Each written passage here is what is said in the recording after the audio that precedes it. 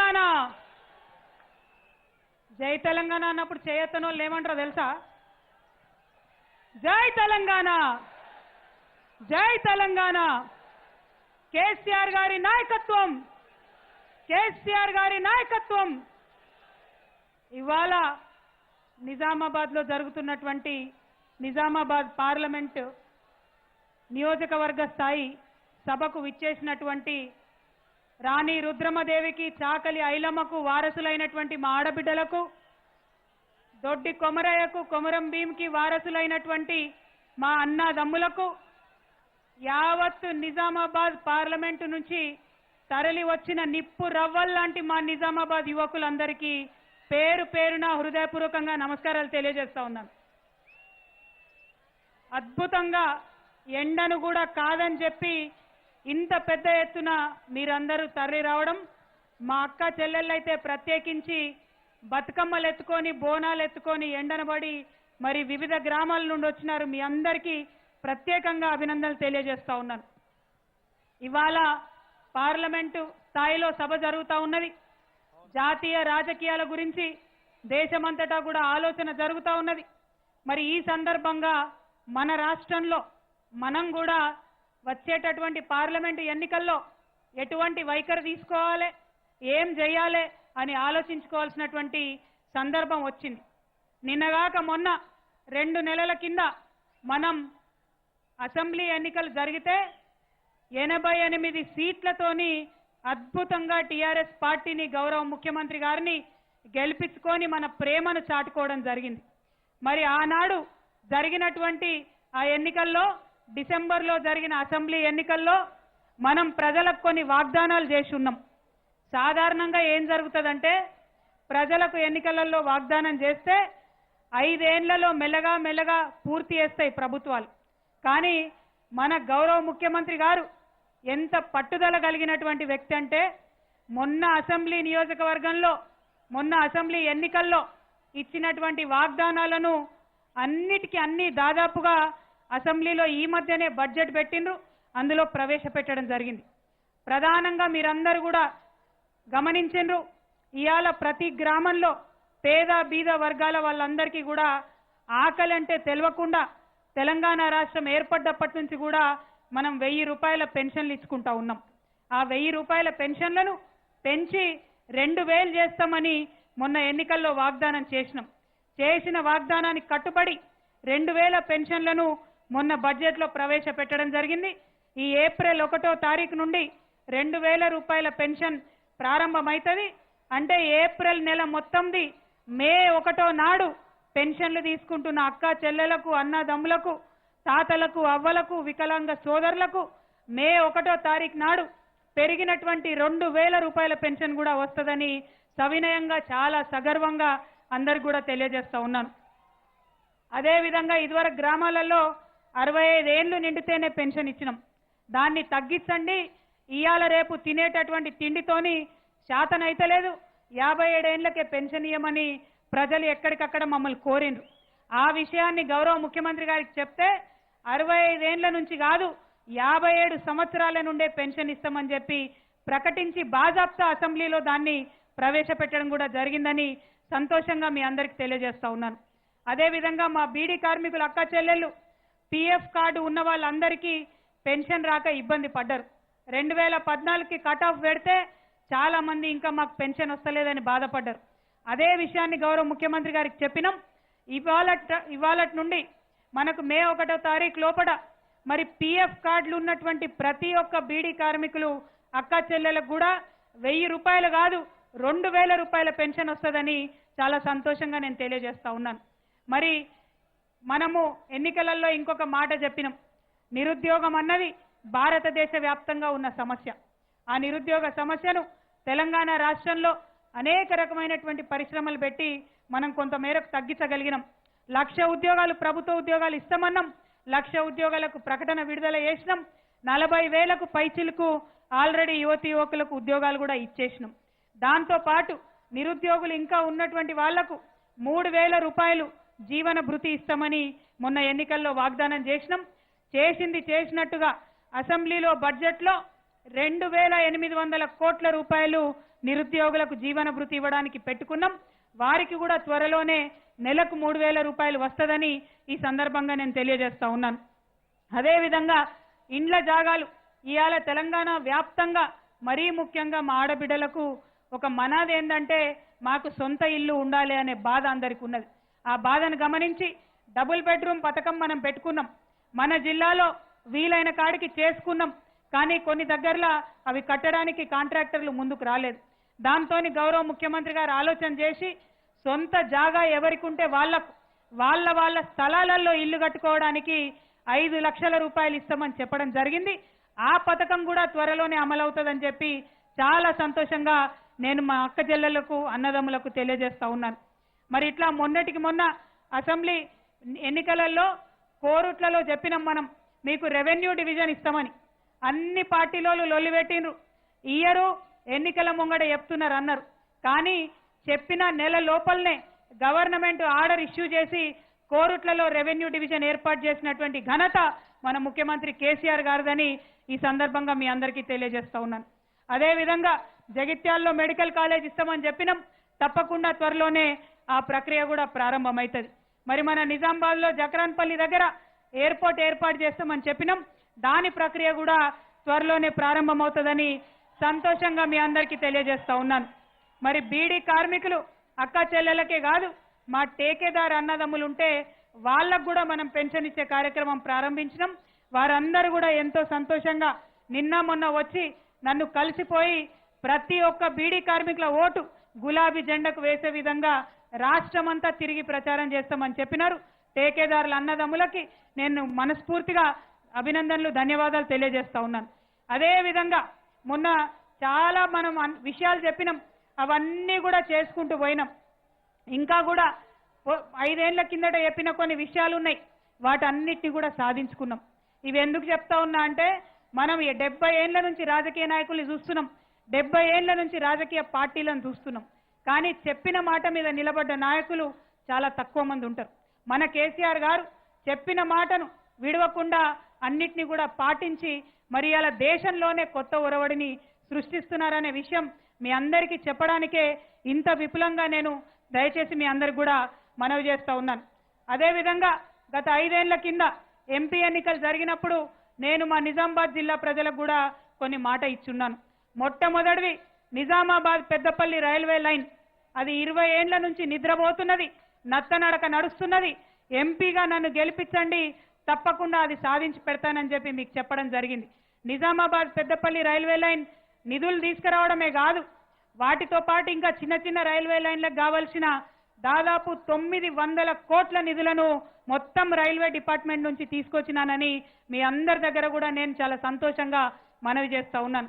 20 ఏళ్లు నిద్రపోయిన రైలు తెలంగాణ వచ్చినాక మీ తెలంగాణ బిడ్డ పార్లమెంటుకు పోయినాక కూత వెట్టి జగిత్యాల నుంచి మరి నిజామాబాద్ దాకా వస్తుందన్న విషయాన్ని మా యువతి యువకులందరూ కూడా గమనించాలని కోరుతా ఉన్నాను. అదేవిధంగా ఇంటింటికి మంచినీళ్ళు ఇస్తామని చెప్పి పార్లమెంటు అసెంబ్లీ ఎన్నికల్లో ఆనాడు చెప్పినాం. ఇవాళ మిషన్ భగీరథతోని ప్రతి ఊరికి మంచినీళ్ళు వస్తున్న విషయాన్ని మీరందరూ గమనించాలని కోరుతా ఉన్నాం. అదేవిధంగా మన మొత్తం పార్లమెంటు పరిధిలో రైతన్నలు చాలా ఎక్కువ ఉన్నారు. వారందరూ కూడా సాగు చేసుకోవడానికి నీరు కావాలనేటటువంటి ప్రయత్నం తెలంగాణ రాకముందు పడ్డ గోస అన్నీ కూడా మనం గమనించుకున్నాం. ఆ గోస గమనించినాం కాబట్టే తెలంగాణ రాగానే 2014లో ఎన్నికలకు పోయిన సందర్భంలో మనం ఒక మాట చెప్పినాం. మన పార్లమెంటు పరిధిలో ఉన్నటువంటి సాగు విస్తీర్ణాన్ని తప్పకుండా పెంచుతామని చెప్పినాం. చెప్పింది చెప్పినట్టుగా ఎస్ఆర్ఎస్పి పునరుజ్జీవన పథకం కావచ్చు, కాళేశ్వరం ప్యాకేజ్ 21 కావచ్చు, నిజాం సాగర్ కెనాల్ ఆధునీకరణ కావచ్చు, మిషన్ కాకతీయతోని కావచ్చు, వివిధ లిఫ్ట్ ఇరిగేషన్ స్కీములు కావచ్చు, చెక్ డ్యాంలు కట్టడం కావచ్చు, వీటన్నిటితోని 1,24,000 ఎకరాల ఆయకట్టును స్థిరీకరణ చేసుకున్నాం. కొత్తగా 2 లక్షల ఎకరాల ఆయకట్టును సృష్టించబోతా ఉన్నాం. దీంతోని నిజామాబాద్ పార్లమెంటు పరిధిలోని 5,98,000 ఎకరాలు కూడా సాగులోకి వచ్చిందని మీ అందరి దగ్గర నేను సంతోషంగా మనవి చేస్తా ఉన్నాను. అదేవిధంగా మరి 2010 నుంచి 14 అంటే కాంగ్రెస్ పార్టీ ప్రభుత్వం ఉన్నప్పుడు కాంగ్రెస్ పార్టీ ప్రభుత్వం ఉన్నప్పుడు తెలంగాణ రాష్ట్రం ఏర్పడినప్పుడు 4 ఏళ్లలో 2010 నుంచి 14 వరకు మన రైతన్నలు పండించిన పంటలు కేవలం 104 కోట్లతో ఆనాడు ప్రభుత్వాలు కొన్నాయి. కానీ 2014 నుంచి 18 వరకు చూసుకున్నట్టయితే 872 కోట్ల రూపాయలతోని మనం అన్ని రకాల పంటలను కూడా కొనడం జరిగింది. ఎక్కడ 104 కోట్లు, ఎక్కడ 872 కోట్లు, ప్రజలందరూ కూడా ఆలోచించవలసిందిగా నేను విజ్ఞప్తి చేస్తా ఉన్నాను. మీ అందరికీ కూడా తెలుసు, మన నిజామాబాద్లో, బోధన్లో, కోరుట్లలో నిజాం షుగర్ ఫ్యాక్టరీ ఉన్నది. దాన్ని తెరిపించేటటువంటి ప్రయత్నం గత 5 సంవత్సరాల్లో చాలాసార్లు చేయడం జరిగింది. రైతన్నలందరినీ కూడా ఒక దగ్గరికి వేసి మహారాష్ట్ర విధానంలో కోఆపరేటివ్ వేలో మరి ప్రారంభిద్దామని ప్రయత్నాలు చేసినాం. మన దగ్గర నుంచి కూడా రైతులను బస్ ఇచ్చి ఆనాటి వ్యవసాయ శాఖ మంత్రి పోచారం శ్రీనివాసరెడ్డి గారి ఆధ్వర్యంలో మహారాష్ట్రకు కూడా పంపించడం జరిగింది. అనేక ప్రయత్నాలు చేసినాం. ముఖ్యమంత్రి గారు కూడా చెప్పిండ్రు, రైతులు నడిపించుకుంటే 100 కోట్లు కాదు 200 కోట్లు ఇచ్చైనా మొత్తం కొత్త మెషిన్లు పెట్టిస్తామని చెప్పింది. మరి ఎందుకో ఆ కథ ముంగట పడలేదు. కానీ నేను ప్రయత్నం వదిలిపెట్టలేదు. తప్పకుండా నిజాం షుగర్ ఫ్యాక్టరీలో పనిచేసినటువంటి కార్మికులకు కానీ ఆ రైతన్నలకు కానీ అండగా ఉంటామని చెప్పి ఈ సందర్భంగా మేము భరోసా ఇస్తా ఉన్నాం. అదేవిధంగా పోయినసారి ఎన్నికల ముందు నేను ఒక మాట చెప్పిన, మా నిజామాబాద్ జిల్లాలో, నిజామాబాద్ పార్లమెంటులో కోరుట్ల, జగిత్యాల నుండి పడితే ఆర్మూరు కావచ్చు, బాల్కొండ కావచ్చు, ఇక్కడ మన నిజామాబాద్ రూరల్లో జక్రాన్పల్లి మండలం కావచ్చు, మొత్తంలో పసుపు పంట బాగా సాగైతుంది. మరి ఆ పసుపును పట్టించుకున్నోడు లేడు, ధర వస్తుందో లేదో అడిగినోడు లేడు. కాబట్టి ఈ పసుపుకు ఒక ప్రత్యేకమైన బోర్డు జాతీయ స్థాయిలో ఉంటే బాగుంటుంది. దానికోసం మీ బిడ్డగా మీరు గెలిపించి పంపిస్తే నేను ప్రయత్నం చేస్తానని మీ అందరికీ చెప్పిన. ఈ 4 ఏళ్లలో 5 ఏళ్లలో మీరు చూసిండ్రు, నేను పసుపు బోర్డు సాధన కోసం ఎక్కని కొండలేదు, మొక్కని బండలేదు. 4 రాష్ట్రాల ముఖ్యమంత్రుల దగ్గరికి పోయినాం. మా ఎమ్మెల్యేలు అందరం కూడా కలిసిపోయినాం.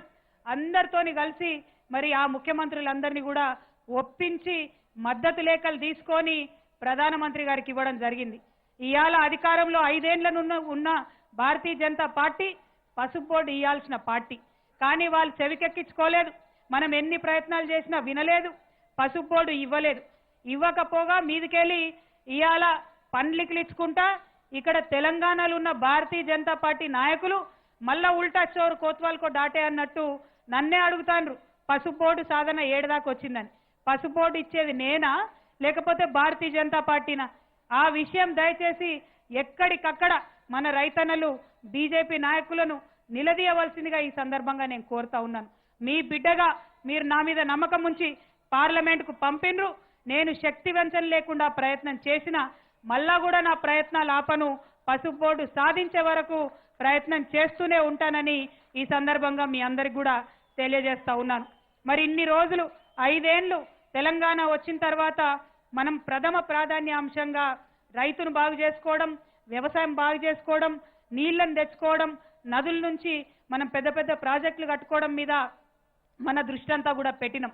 వాటితో పాటు మరి ఇక రాబోయే 5 ఏళ్లలో ప్రధానంగా మన ప్రతి గ్రామంలో, నిజామాబాద్ పార్లమెంటరీ నియోజకవర్గంలో పంతం బట్టి నేనైనా మన శాసనసభ్యులందరమైనా కూడా ప్రతి గ్రామంలో ఇల్లు లేని పేదవారందరికీ కూడా ఇండ్లు ఇచ్చేంత వరకు విశ్రమించకుండా మొదటి ప్రాధాన్యత అంశంగా పనిచేస్తామని ఈ సందర్భంగా మీకు హామీ ఇస్తా ఉన్నాం.